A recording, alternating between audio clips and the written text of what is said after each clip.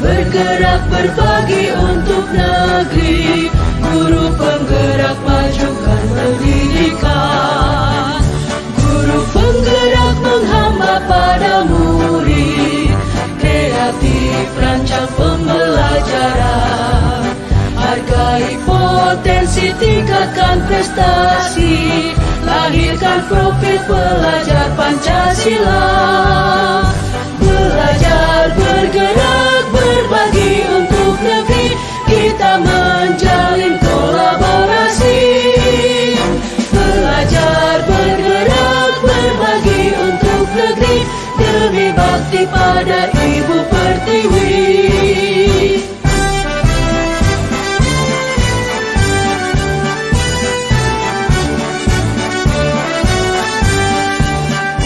Bulatkan tekad, kuatkan hati, negeri ini memanggilmu kawan. Belajar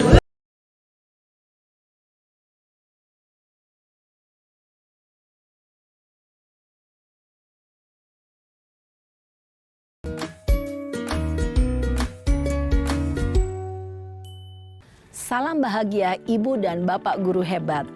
Dalam penerapan disiplin positif restitusi, salah satu program yang dikembangkan adalah 5 posisi kontrol. 5 posisi kontrol dalam restitusi adalah proses perjalanan seorang pendidik agar dapat mengenali dirinya.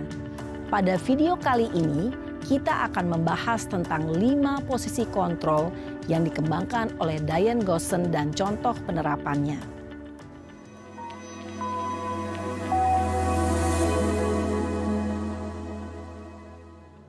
5 posisi kontrol itu adalah 1. Posisi penghukum, 2. Posisi pembuat merasa bersalah, 3.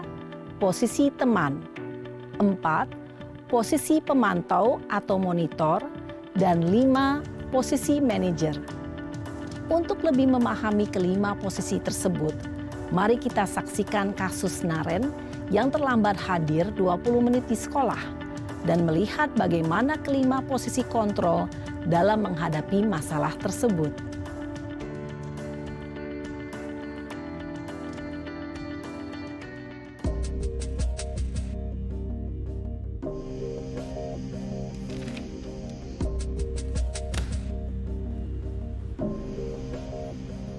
Naren! Sini kamu! Selamat pagi, Bu. Selalu terlambat. Kamu deh, pasti terlambat. Maaf, Bu. Saya... Apa? Apa coba? Alasan kamu apa lagi? Kapan sih kamu tidak terlambat? Malas sekali ya kamu jadi anak. Saya... Dasar pemalas. Gak kapok-kapok sih kamu. Sudah berapa kali terlambat? Sana. Kamu keliling lapangan basket 2 kali. Kenapa saya harus keliling lapangan basket, Bu? Kenapa? Kamu mau lawan ibu? Berani-beraninya jawab. Sudah terlambat, masih berani jawab pula. Sekarang, keliling lapangan basket 5 kali sekalian. Biar kapok. Cepat. Pergi sana ke lapangan basket. Posisi penghukum biasanya berbicara dengan nada tinggi, menghardik, menunjuk-nunjuk, menyakiti, dan menyindir. Hukuman bisa berupa fisik maupun psikis. Ibu dan Bapak guru hebat, dampak yang terjadi pada murid ketika guru berada pada posisi penghukum adalah murid cenderung akan memberontak, bahkan menyimpan dendam.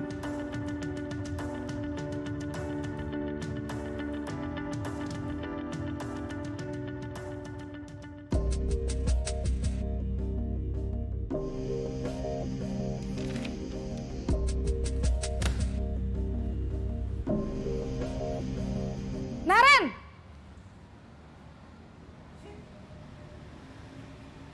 Selamat pagi, Bu. Naren. Kamu kenapa terlambat lagi, nak? Ya Tuhan, Naren. Kamu senang ya bikin ibu susah ya? Kalau kamu terlambat lagi, nanti ibu yang ditegur bapak kepala sekolah, nak. Disangka ibu tidak bisa membina kamu. Duh, gimana ini? Maaf, Bu. Duh, Gusti Naren. Kamu suka ya kalau ibu ditegur bapak kepala sekolah? Terus, sekarang ibu harus tulis apa ini di buku absen? Ini kamu sudah sering terlambat loh. Ibu harus apa coba? Maaf, Bu. Maaf sekali. Ya sudah, lain kali jangan bikin ibu susah lagi ya nak ya. Ibu tidak akan kuat lagi kalau kamu begini terus. Bisa jantungan kalau ibu ditegur bapak kepala sekolah. Sana cepat ke kelas. Maaf ya, Bu. Maaf sekali. Posisi pembuat rasa bersalah berbicara dengan nada tenang, cenderung lembut. Namun kata-kata yang diutarakan membuat murid merasa menjadi orang yang gagal. Memandang buruk dirinya sendiri, merasa tidak berharga, dan tidak sanggup membahagiakan orang lain. Ketika guru mengambil posisi pembuat rasa bersalah, murid akan menganggap dirinya yang bersalah dan ia akan menyimpan emosi negatif tersebut di dalam dirinya.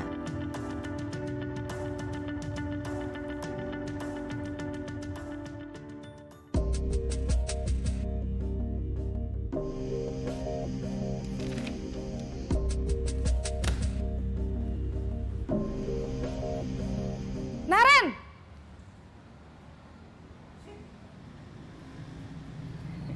Selamat pagi, Bu.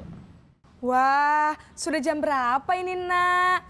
Terlambat lagi ya sayang. Iya, Bu. Habis ibu saya lupa bangunkan saya, Bu. Kamu malah menyalahkan ibu kamu. Kamu bukannya anak yang larinya paling kenceng. Kok terlambat sih? Iya, Bu. Saya memang terlambat bangun tadi. Jadi, biarpun saya lari kencang, tetap gak kekejar, Bu. Ya sudah sana, nanti lain kali larinya lebih kenceng lagi ya. Biar gak terlambat lagi. Bikin seneng ibu, demi ibu. Bisa kan?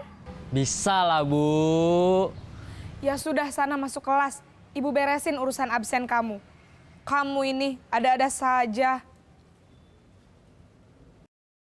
Dalam posisi teman, guru berbicara dengan nada suara ramah, akrab, cenderung bersenda gurau untuk menjaga suasana tetap santai. Murid akan merasa senang, aman, dan akrab dengan guru. Identitas yang tercipta adalah identitas sukses atau berhasil. Namun, perlu diingat, karena ini masih dorongan eksternal, maka ada faktor ketergantungan dari murid kepada orang tertentu. Di sini guru absennya, sehingga di lain waktu murid bisa berperilaku baik, namun hanya kepada orang-orang tertentu saja.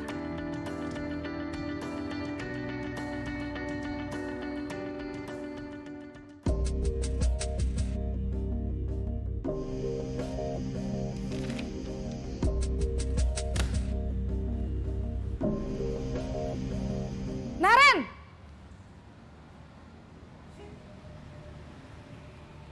Selamat pagi, Bu. Naren, apa peraturan sekolah kita tentang jam berapa kita harus masuk sekolah, nak? Kita harus di sekolah jam 7, Bu.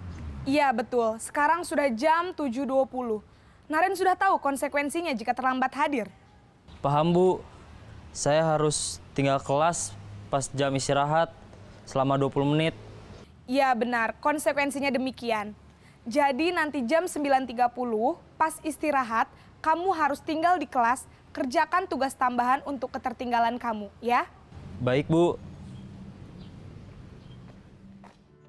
Posisi pemantau mengandalkan penghitungan atau data untuk mengontrol murid.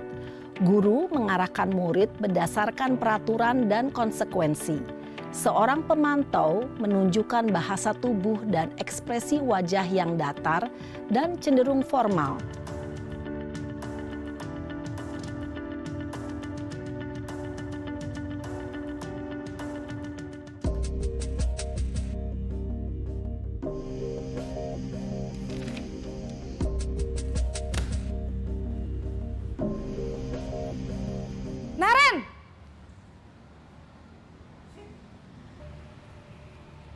Selamat pagi, Bu.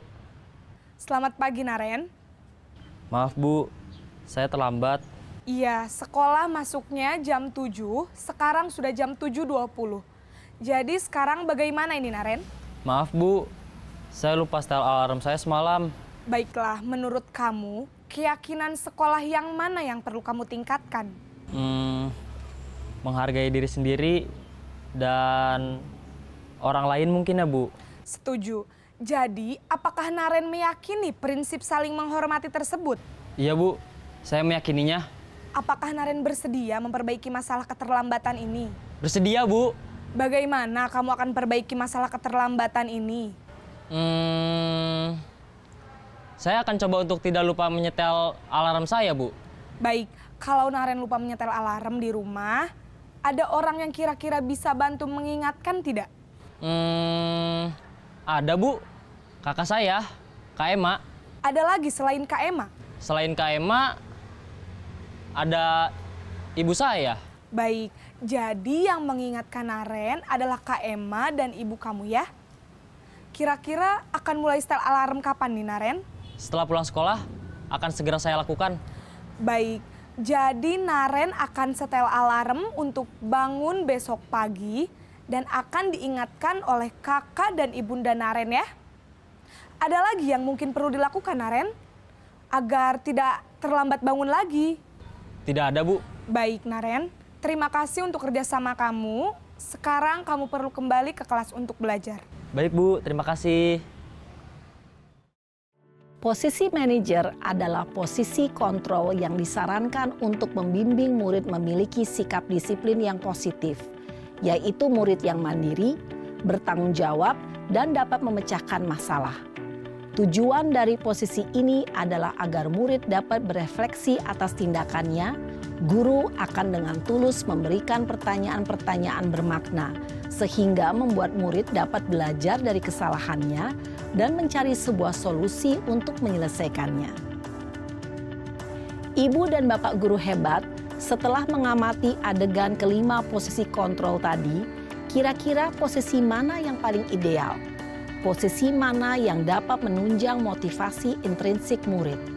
Ya, tentu posisi manajer. Posisi ini memang posisi ideal yang ingin dituju setiap pendidik. Pada posisi inilah, guru dapat menerapkan disiplin positif yang berpihak pada murid, yang memerdekakan murid. Perjalanan seorang pendidik tentunya tidak mudah untuk sampai pada posisi seorang manajer. Namun, tujuan kita pasti, yaitu menciptakan murid-murid yang mandiri, merdeka, dan bertanggung jawab. Semoga penggambaran 5 posisi kontrol yang telah diperlihatkan ini dapat menjadi ajang refleksi bagi kita semua, agar dapat terus mengasah dan menerapkan disiplin positif yang memerdekakan murid. Mari terus berlatih dan bersemangat. Selamat menerapkan. Salam dan bahagia, Ibu dan Bapak guru hebat.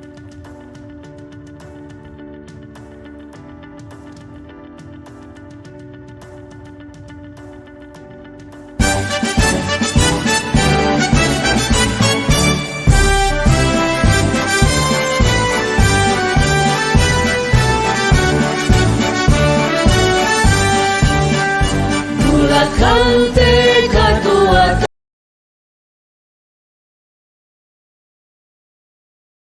Bismillahirrahmanirrahim. Assalamualaikum warahmatullahi wabarakatuh.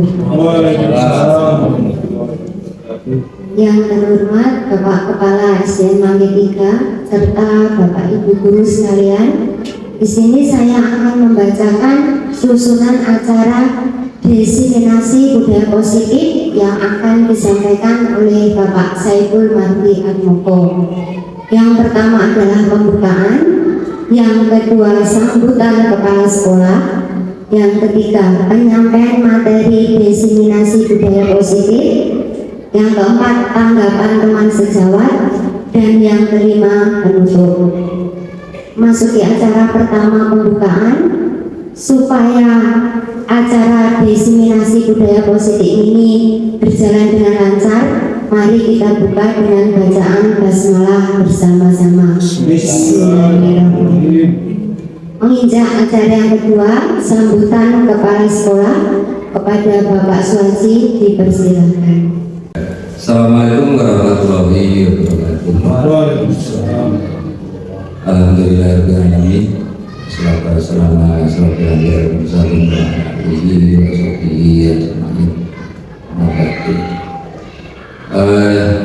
yang kami hormati Bapak Ibu guru SDN Manggi 3 maupun dari Bapak dari SD lain, namun tetap di Kecamatan Barat. Sebelumnya marilah kita selalu mengajarkan syukur kepada Allah Subhanahu wa Ta'ala yang mana pada kesempatan kali ini kita masih bisa berkumpul dalam rangka acara desiminasi. Yang kedua, salam serta salam bukan tercurahkan pada Nabi Muhammad SAW yang benar-benar kita semangat dan sahabat beliau di amin. Amin. Bapak Ibu, untuk sambutan saya kira tidak perlu panjang nih. Dalam acara ini saya diminta untuk membuka atau disambungkan bahwa dalam rangka desiminasi ini Pak Saiful yaitu calon guru penggerak angkatan kedua mau memaparkan beberapa hal yang berkaitan dengan budaya positif. Dalam desiminasi menyebarkan pemahaman dan penerapan pengalaman budaya positif nanti akan dibawakan oleh calon guru penggerak angkatan 11 yaitu Pak Saiful. Ini saya berharap dari apa yang dipaparkan nanti mudah-mudahan bisa disebarluaskan, dipraktekkan ke dalam pembelajaran kita sehari-hari sehingga tidak percuma. Artinya apa yang sudah didapat ini kalau tidak diterapkan itu menjadi hal yang kurang baik.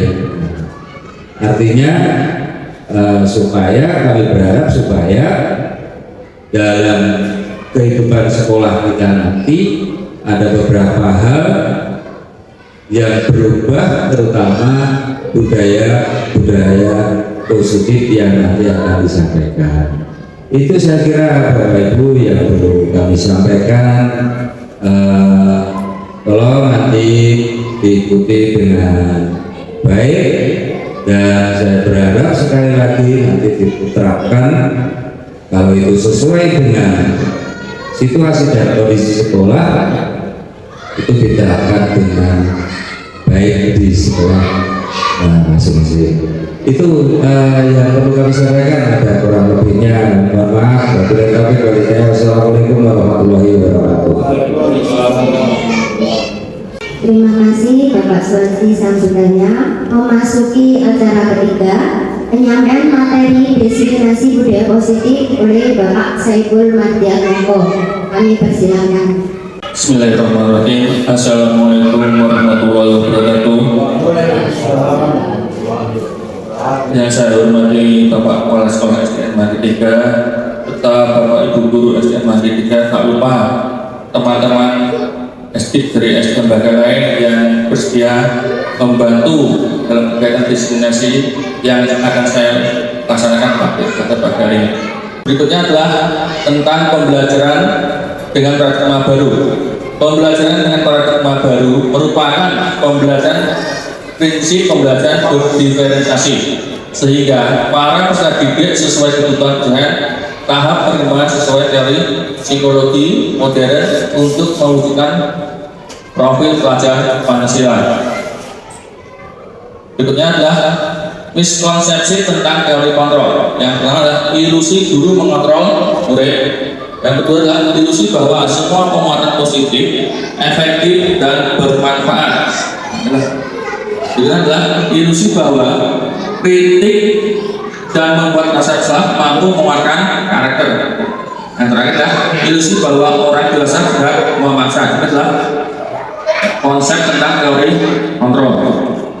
Nah, berikutnya Berikutnya adalah mengubah paradigma stimulus respon ke pendekatan teori kontrol. Yang pertama stimulus respon dan teori kontrol. Stimulus respon realitas kebutuhan kita sama. Kalau teorinya realitas kebutuhan kita berbeda. Jadi kita berbeda antara real dan teori beda. Yang kedua adalah semua yang melihat hal yang sama. Teorinya setiap orang memiliki gambaran berbeda. Yang ketiga adalah seterusnya kita mencoba mengubah orang. Ada teorinya adalah kita berusaha memahami pandangan orang lain itu. Terus berikutnya adalah perilaku buruk dilihat sebagai suatu kesalahan. Teorinya semua perilaku memiliki tujuan. Artinya orang bisa mengontrol saya. Teorinya hanya ada yang bisa mengontrol diri Anda. Berikutnya adalah saya bisa mengontrol orang lain. Teorinya adalah Anda tidak bisa mengontrol orang lain. Yang berikutnya adalah pemaksaan ada pada saat tujuan gagal. Teorinya kolaborasi dan konsensus menciptakan pilihan paling baru. Yang terakhir adalah model berpikir menang atau kalah. Teorinya adalah model berpikir menang. Berikutnya, di sini adalah mengenai disiplin positif. Disiplin positif berasal dari kata disiplina, yang artinya belajar. Berarti disiplin itu mengacu pada disiplin diri yang memiliki tanggung jawab terhadap apa yang dilakukan dan nilai-nilai yang diyakini. Ini yang diterapkan di kelas-kelas. Yang kedua adalah disiplin positif merupakan salah satu cara penerapan disiplin yang menimbulkan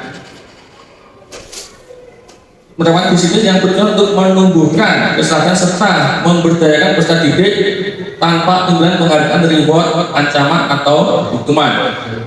Itu yang ketiga adalah sebagai pendidik tujuan kita adalah menciptakan peserta didik yang memiliki disiplin diri sehingga mereka berperilaku mengacu kepada nilai-nilai kebajikan universal dan memiliki motivasi disiplin dalam perubahan pelaku ke arah yang lebih baik.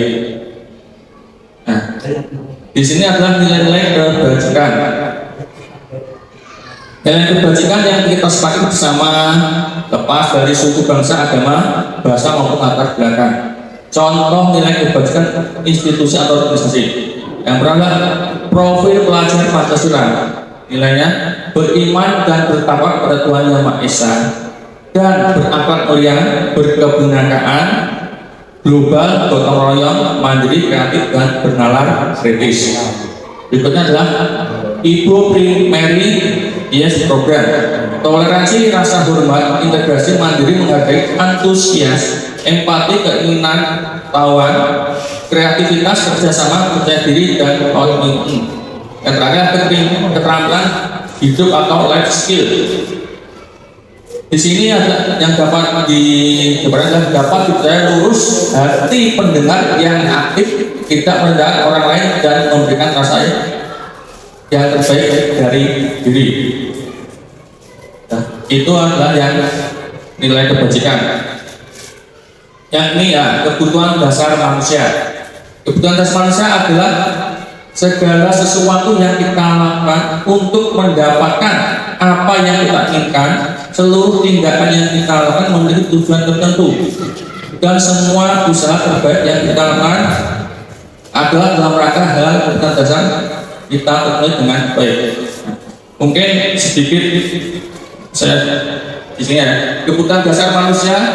Mungkin teman-teman sudah ada yang tahu, ada yang belum. Mungkin yang sudah seperti Ibu Sunarti, mungkin Bapak Anton atau guru lain, mungkin kebutuhan dasar manusia ada. Bu Nanti kita ada 5 atau 5. Nah, kebutuhan dasar manusia itu ada 5. Nah, ini yang dimaksud kebutuhan dasar manusia. Yang pertama adalah bertahan hidup. Kedua, rasa kasih. Dan rasa kasih sayang dan rasa diterima. Yang ketiga, penguasaan. Yang keempat, kebebasan. Yang kelima adalah kesenangan. Apa sih bertahan hidup? Nah, yang pertama adalah bertahan hidup. Bertahan hidup adalah tentang makan, pakaian, tempat tinggal, keamanan dan kesehatan itulah termasuk bertahan hidup. Yang kedua adalah kasih sayang dan rasa diterima. Ini adalah contohnya rasa terima dipedulikan berbagai kerjasama, makanya di kelompok. Nah, berarti dia ya diterima di dalam berbagai kelompok. Yang kedua adalah penguasaan. Harga diri keinginan untuk dianggap pemimpin, berarti diambil di penguasaan adalah seperti mungkin seorang pemimpin dalam suatu kelompok atau di dalam suatu sekolah. Yang ketiga adalah kebebasan. Mandiri memiliki pilihan mencoba hal baru maupun menggerakkan arah dirinya. Itu adalah kebebasan mampu menggerakkan diri kita. Yang terakhir adalah kesenangan, bermain humor, antusias dan tertawa. Nah, berarti ini kita bebas bersenang-senang. Nah, di sini berikutnya adalah untuk menghindari ketidaknyaman hukuman. Ya, tentang motivasi perilaku manusia. Yang pertama adalah untuk menghindari ketidaknyamanan hukuman, termasuk bangunan. Motivasi intrinsik untuk mendapatkan imbalan atau penghargaan dari orang lain. Dengan adalah untuk menjadi orang yang mereka inginkan dan menghargai diri sendiri dengan nilai yang mereka percaya. Dengan adalah konsekuensi hukuman atau restitusi. Hukuman adalah tidak berencana atau tiba-tiba. Murid tidak tahu apa yang akan terjadi atau tidak diberikan, bersifat satu arah berupa hukuman fisik atau psikis. Hukuman ini dan diberikan kepada murid karena dia tidak tahu apa yang nanti dapat hukuman seperti apa. Dan konsekuensi adalah rencana atau hal yang sudah disepakati. Dengan murid tetap dibuat tidak nyaman. Sikap guru selalu memotong murid. Ini adalah konsekuensi adalah contohnya keyakinan atau kesepakatan yang sudah buat. Restitusi, proses menciptakan bagi murid untuk memperbaiki kesalahan. Kemudian proses kolaboratif yang mengajarkan murid untuk mencari solusi sendiri. Nah, di sini posisi kontrol seorang guru. Nah, ini mungkin sering kita lakukan bagi seorang guru. Yang pertama sebagai penghukum, yang kedua membuat merasa bersalah, terus yang ketiga sebagai teman, keempat pemantau, kelima sebagai manajer. Nah, ini adalah 5 posisi kontrol seorang guru. Di mana letak kita seorang guru? Nah, di posisi yang mana? Nah, kita harus mengetahui. Yang pertama ini adalah contoh 5 posisi kontrol guru. Kasusnya adalah siswa tidak memakai atribut lengkap saat pelajaran. Contoh yang kita kawan tadi. Nah, itu kan tapi ada siswa yang tidak lengkap. Nah, penghukum. Nah, kita sebagai penghukum hormat pada bendera 1 jam. Ripun 7 nomor yang ini.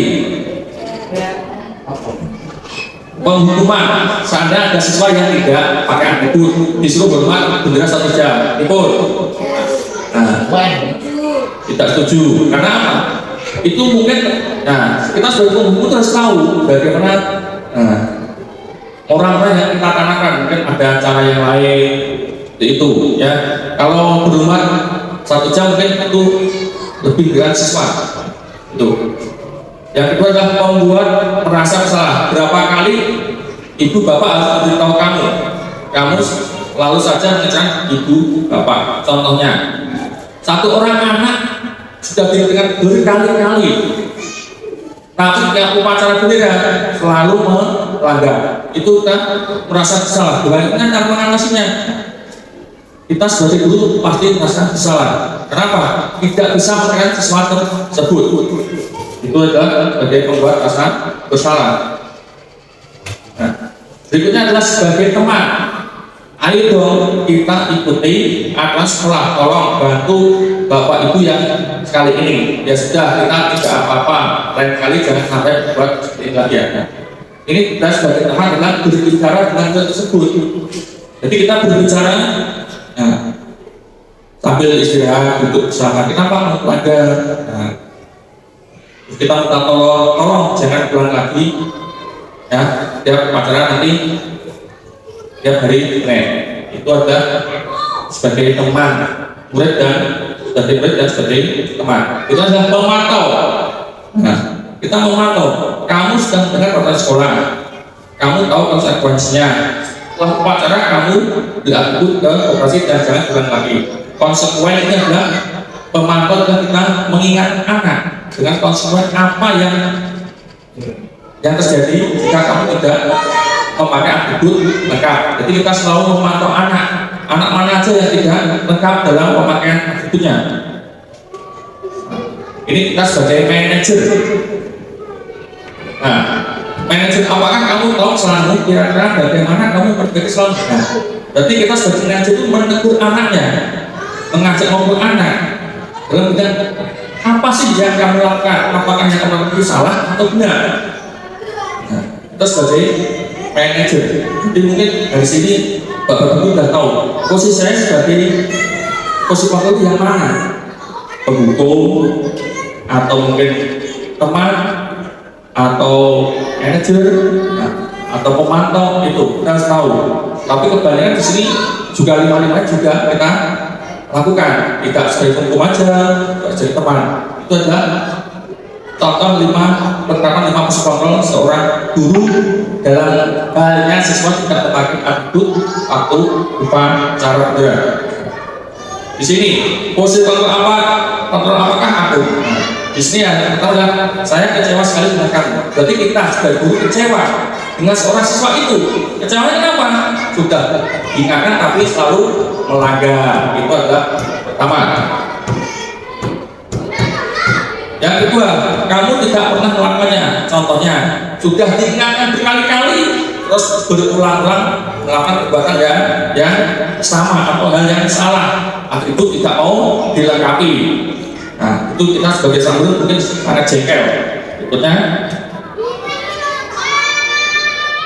apa rencanamu untuk menyelesaikan masalah ini? Nah, ini contoh apa rencanamu untuk menyelesaikan masalah ini. Mungkin saya bisa bertanya ke salah satu seorang guru, apa rencana untuk menyelesaikan masalah siswa yang tidak memiliki yang kurang atribut yang tidak lengkap. Mungkin Ibu Deni bisa memberikan komentar rencana yang untuk menyelesaikan masalah ini, siswa yang tidak memakai atribut tadi.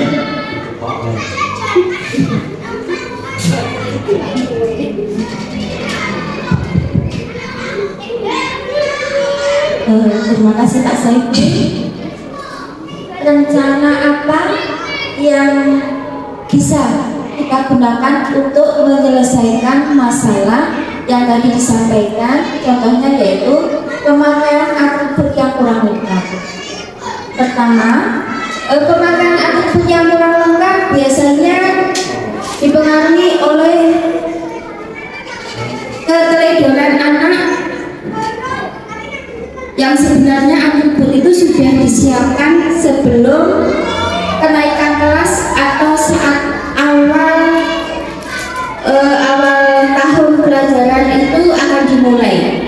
Itu terjadi khususnya di SDN Manggi 3, bahwasanya atribut itu sudah disiapkan oleh sekolah dan anak-anak nanti diwajibkan memakai atribut itu pertama kali masuk ke tahun ajaran baru.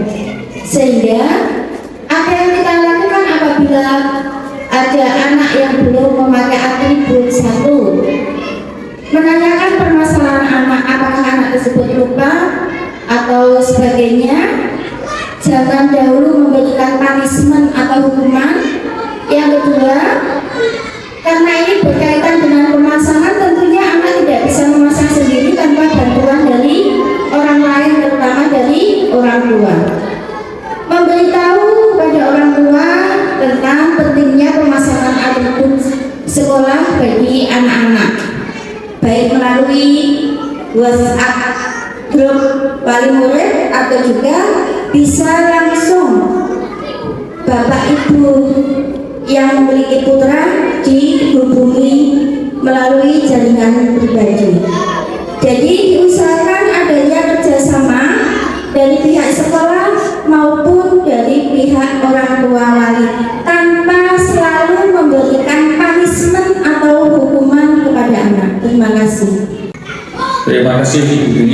anggapannya.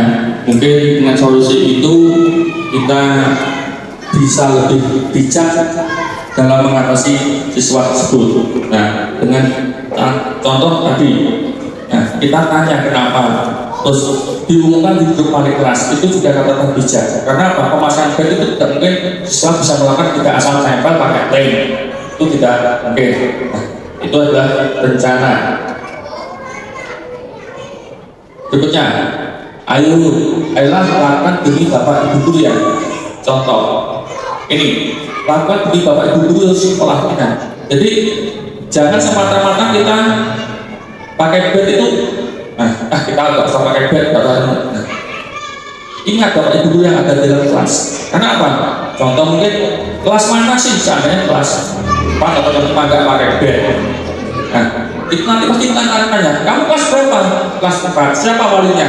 Ini. Nah, akhirnya yang kena nanti Bapak Ibu wali kelasnya. Kenapa? Tidak bisa menekan.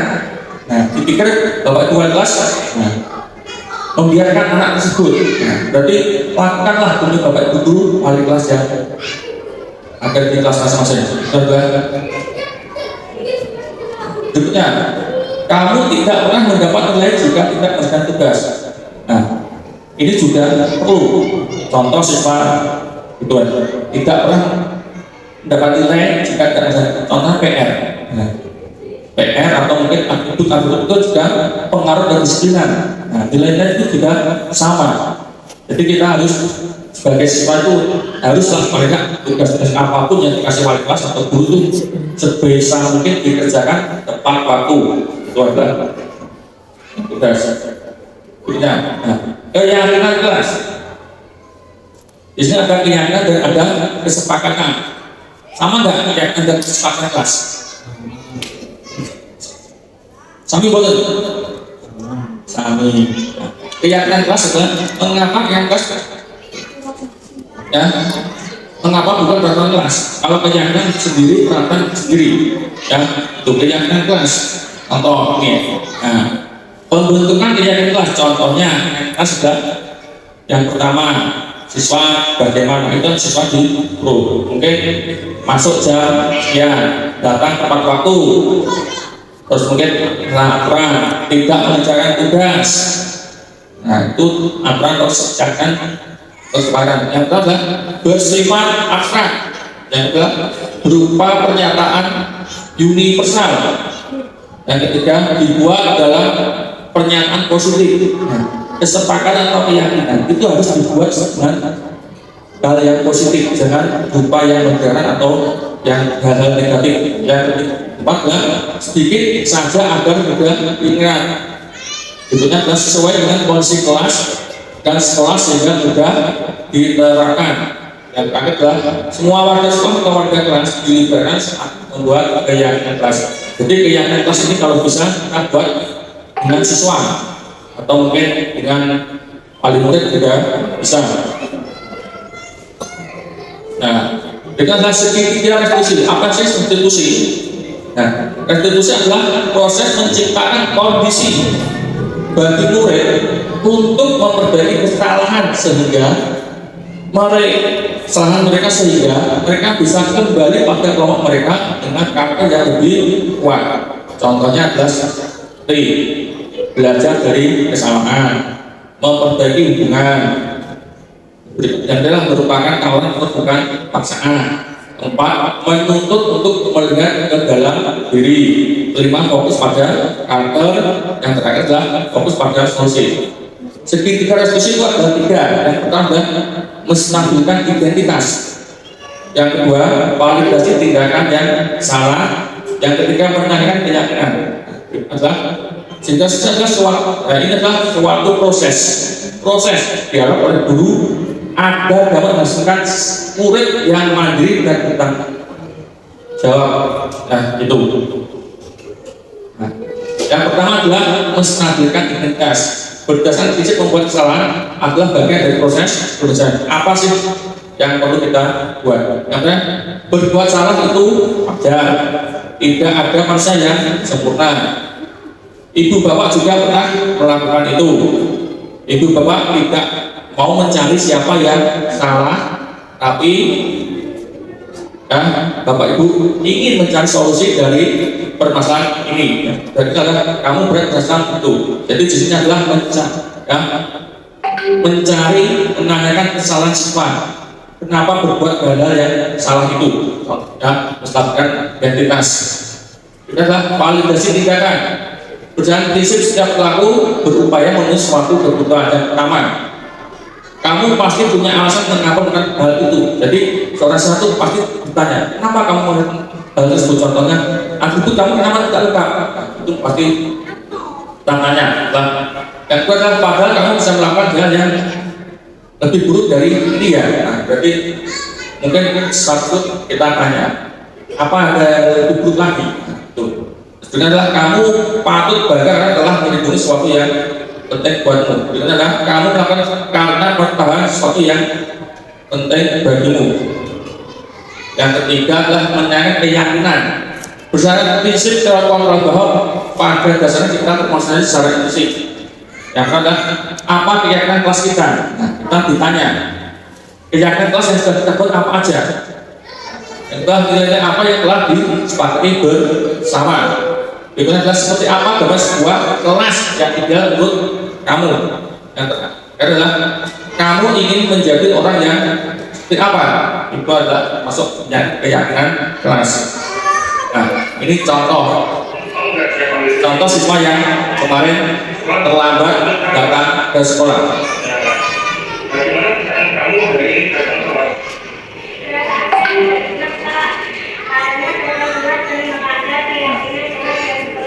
Kita harus tahu kenapa penyebab siswa tersebut terlambat datang ke sekolah.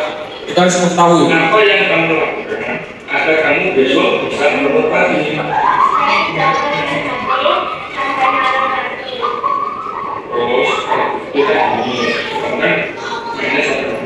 terus besok siapa yang akan membantu kamu biar kamu tak harinya bisa bangun pagi.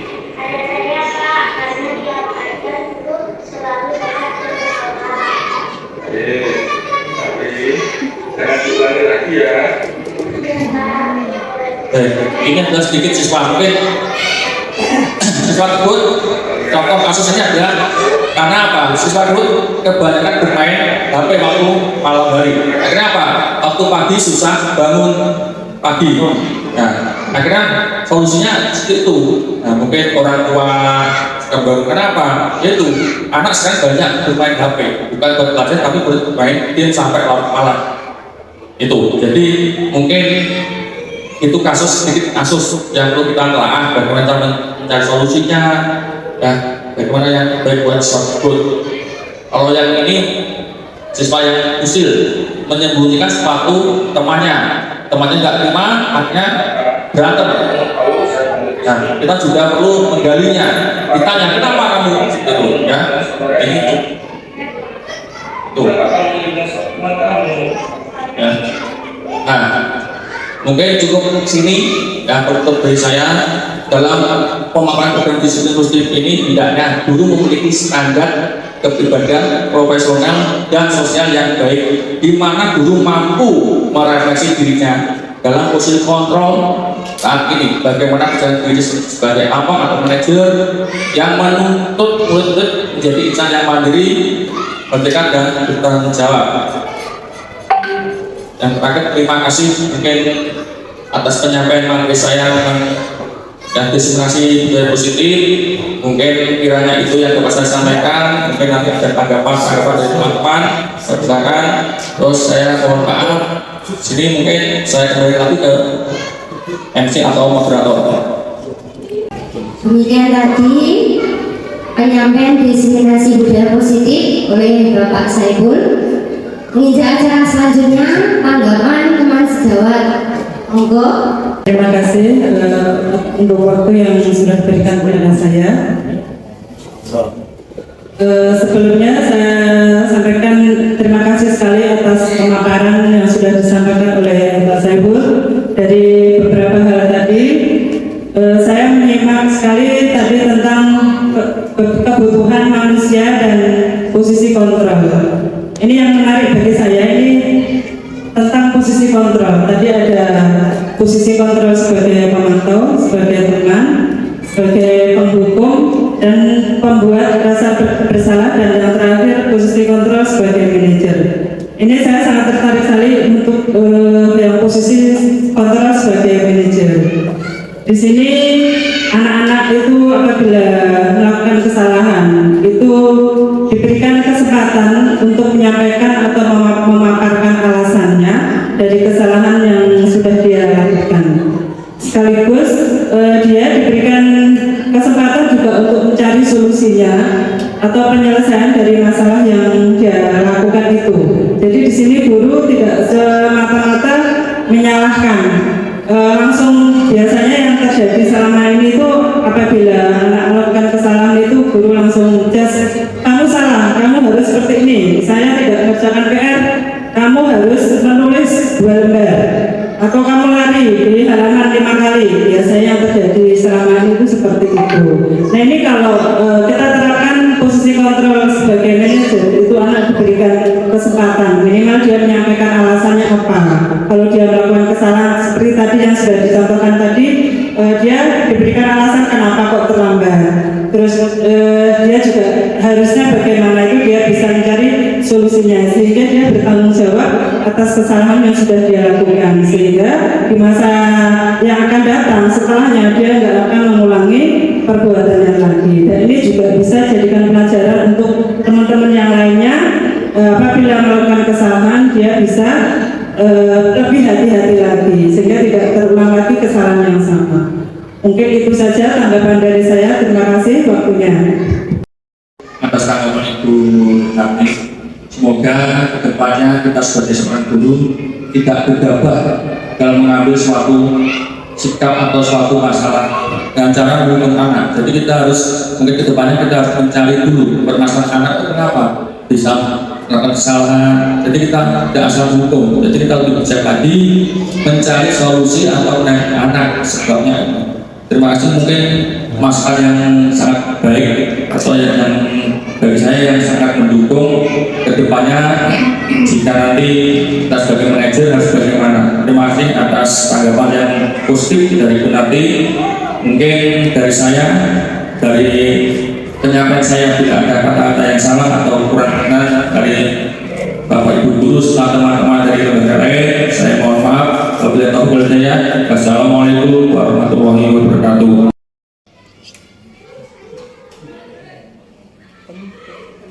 Demikian tadi penyampaian diskriminasi budaya positif oleh Bapak Saiful. Semoga bisa menjadi tambahan informasi bagi kita dan bisa diterapkan di sekolah kita masing-masing. Selanjutnya sebagai penutup, mari kita tutup acara ini dengan bacaan hamdalah bersama-sama. Alhamdulillahirobbilalamin. Kurang lebihnya saya mohon maaf. Akhirul salam. Wassalamualaikum warahmatullahi wabarakatuh. Waalaikumsalam warahmatullahi wabarakatuh.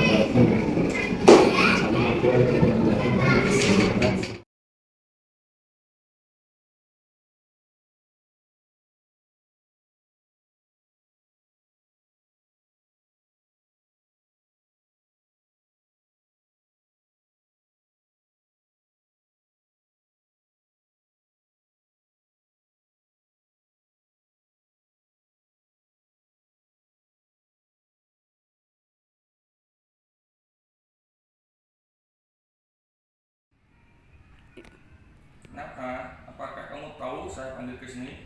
Tidak tahu, Pak. Apakah benar nanti kamu menyimpan sepatu Raisa?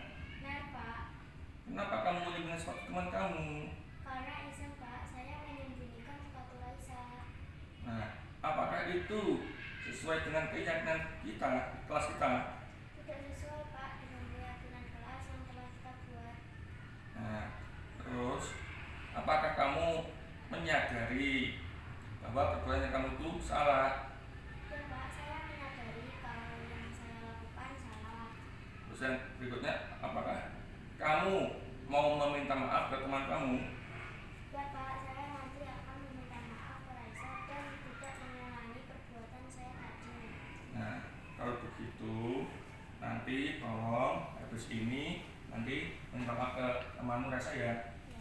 Nah, ya udah, terima kasih. Kalau begitu silakan kembali ke kelas untuk minta maaf ke teman kamu.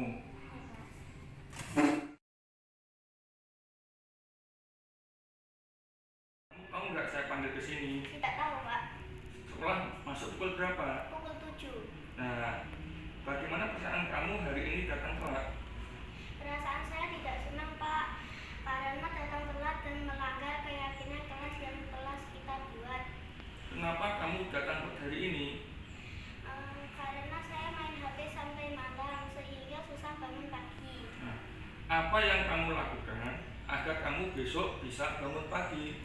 Saya tidak akan main HP sampai malam lagi. Nah, terus kalau begitu kan gini, kamu kan mainnya sampai malam. Terus besok siapa yang akan membantu kamu biar kamu tiap harinya bisa bangun pagi? Ayah saya, Pak, karena tiap azan subuh selalu sholat ke musola. Baik, tapi jangan diulangi lagi ya. Ya, Pak, mulai besok saya akan bangun pagi dan tidak akan datang telat. Nah, terima kasih Natalia. Semoga besok-besok kamu bisa datang pagi terus. Ya. Terima kasih.